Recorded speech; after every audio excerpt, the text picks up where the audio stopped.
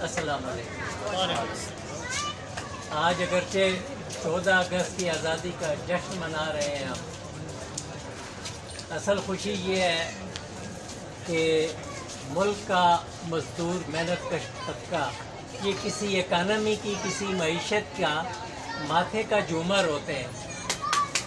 آزادی تو ہم بھی مناتے ہیں، مار بھی ہم کھاتے ہیں، قربانیاں بھی ہم دیتے ہیں، پھر بھی ہمیں کہا جاتا ہے کہ آپ وفادار نہیں۔ تو پھر یہ کہنے میں ہم حق بجانب اسٹیبلشمنٹ کو، اگر ہم وفادار نہیں تو تو بھی دلدار نہیں۔ بات یہ ہے کہ پاکستان میں وہ باتیں نہیں کروں گا جو چودھری صاحب کر گئے، لیکن بخدا میرے دل کی باتیں، کیونکہ یہاں اوکیزن کوئی اور ہے، یہاں مل جل کے ہم خوشیاں منا رہے ہیں، لیکن پھیکی خوشیاں بھی ٹھیک نہیں ہوتی۔ اگر ہم انڈیا کے ساتھ آزاد ہوئے، آج انڈیا کا ریلوے مزدور کیا سہولیات پا رہا ہے اور آپ کے ساتھ کیا ظلم ہو رہا ہے۔ یہ ورک چارج ہے، یہ ڈیلی ویجز ہے، کچھ نہیں ہے بھائی۔ 90 دن سے اوپر جو کام چلتا ہے اس کو پرماننٹ کیا جائے اور ریلوے کے مزدوروں کو تمام سرکاری ملازمین کے مساوی سہولیات دی جائے۔ آج کفن دفن کے لیے مجبور ہے، باقی جو ہے وہ کفن دفن بھی سرکاری ہوتا ہے۔ I have been in senior management, خدا کی قسم یہ ملک افسروں کا ملک نہیں ہے، غریبوں کا ملک۔ دھوکہ کیا گیا ہمارے ساتھ، افسر شاہی ہر جگہ، اور وہ سامراج کے ایجنٹ ہیں، ان کو خریدا جاتا ہے۔ خدا کے بندو، انگریز کے دور میں آ کے یہ ریلوے کوئٹہ، سپی، گلگت کہاں تک جاتی ہے، یہ سکڑی ہے، پھیلی نہیں ہے۔ اس دور میں آپ کو سہولیات ایک سونے کے برابر سیلری تھی، آج 25-30 ہزار پہ، اور ڈیلی ویجز والا بچوں کو پڑھائے، علاج کروائے، کیا کیا کرے۔ ریلوے مزدوروں کے ساتھ پاکستان میں جتنے بھی مزدور ہیں سب سے زیادہ ظلم ہو رہا ہے۔ اب چونکہ آپ لوگ باشعور ہیں، ریلوے والوں کو پتہ ہے کہ ہمیں کون کھا رہا ہے، کون لوٹ رہا ہے، اور آپ آجر اور وزیر کے کنسپٹ کو بھی سمجھتے ہیں۔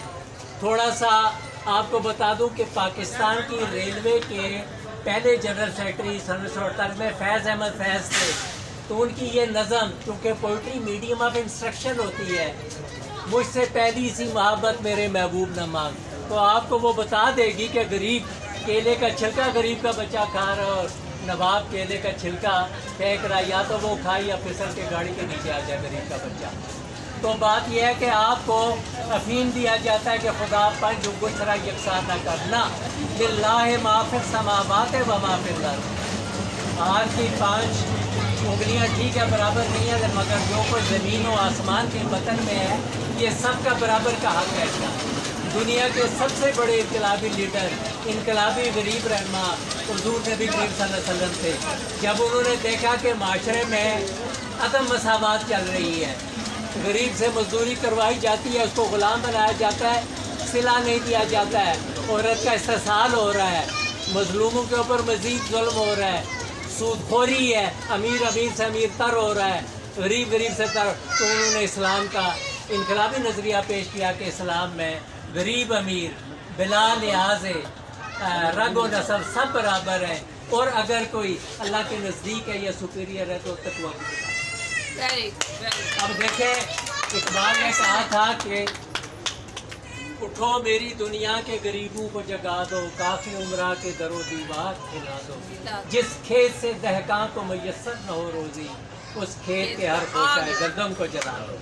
تو دوستو، اگر بٹوارہ نہ ہوتا تو بخدا آپ انقلاب لے آئے تھے، آج برِ صغیر کی یہ حالت نہ ہوتی اگر بٹوارہ نہ ہوتا ہے۔ آپ لوگوں نے 100% خواندہ سب کنٹیننٹ دینا تھا، لیکن بدنصیبی یہ کہ ریلوے کے انقلاب کو روندا گیا ایک سازش کے ذریعے، ورنہ اس دور میں بھی آپ مزدور کے ماتھے کا جو مت اور اب بھی ہے۔ باقی ظالموں سے ایکسپیکٹ نہ کرو یہ کچھ دیں گے، آپ کو چھین کے حقوق لینے ہوں گے۔ یہ ٹرکل ڈاؤن افیکٹ ہمیں کچھ نہیں دے گا، ہمیں اپنے حقوق چھین کے لینا ہوگے۔